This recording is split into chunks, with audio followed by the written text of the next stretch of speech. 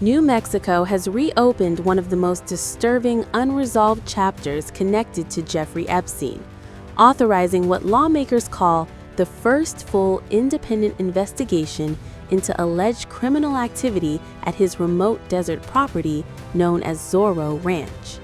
The decision follows the release of millions of U.S. Department of Justice documents, which, according to multiple media reports, brought renewed attention to Epstein's political ties, financial network, and years of unanswered allegations tied to the state.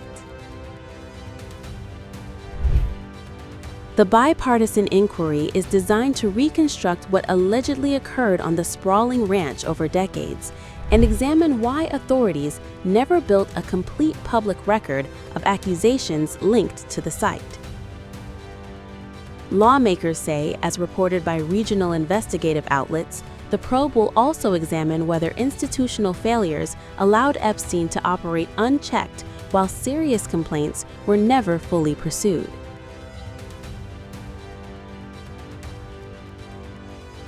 The property is now owned by former Texas State Senator Don Huffines, who purchased the 7,600-acre estate in 2023, 4 years after Epstein died in custody at the Metropolitan Correctional Center in what authorities ruled a suicide.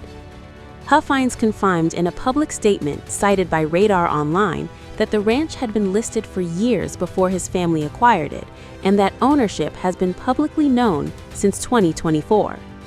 Huffines insists no law enforcement agency has ever approached him to request access to the property, saying he has maintained open communication with local authorities and would immediately cooperate with any official inquiry.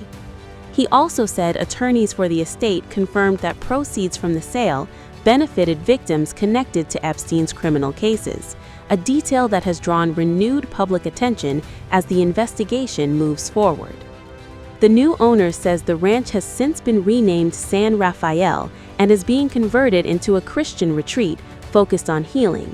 He described the rebranding as symbolic, saying the transformation is meant to distance the land from its past.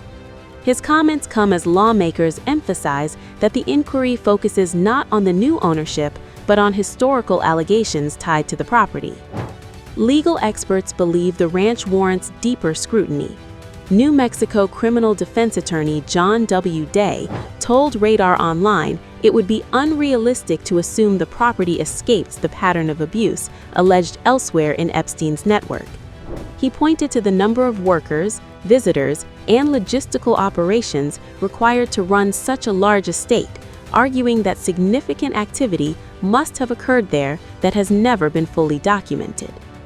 Part of the renewed attention stems from resurfaced emails allegedly written by a former staff member claiming violent deaths occurred near the ranch and that bodies may have been hidden in surrounding hills. The messages reference Epstein and his associate Ghislaine Maxwell, who is currently serving a federal prison sentence for trafficking offenses. Authorities have not confirmed the claims, but investigators say the emails are now part of the broader discussion, driving calls for transparency.